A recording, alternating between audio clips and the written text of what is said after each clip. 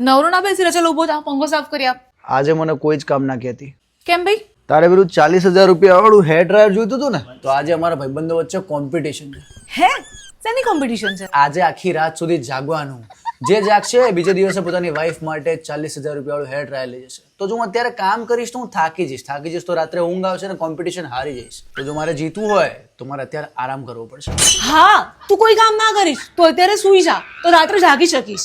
જા મસ્ત ચા બનાવી દે, ચા પીને સુઈ જઉં છું. હા, હમણાં જ લાવી. ચલ બેબી હું જાઉં. ક્યાં છે કોમ્પિટિશન? અને આ બધું? કોમ્પિટિશન ભાઈબંધના ઘરે જ હતી, પણ પછી એક જ રૂમમાં બેસી રહેતા તો ઊંઘ આવી જતી.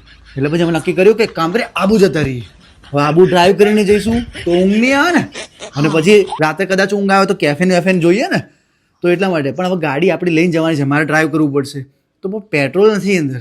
અરે હું આપું ને રૂપિયા. હા લાય ને, લે લાય બધા રિટર્ન બી આવવું પડશે ને, તો લઈ જાઉં, જીતીને આવું, હે ને? હા, best of luck. Thank you. Happy birthday. Hair dryer? ચાલો. ઓ હેર ડ્રાયર કોમ્પિટિશન જ નહીં થઈ.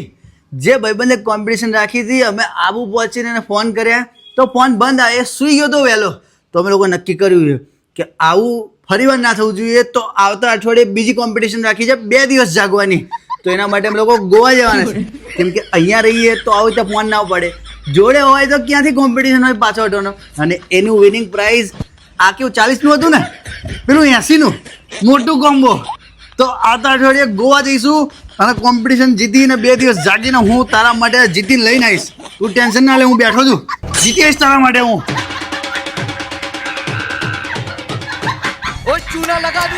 યુવરાજ!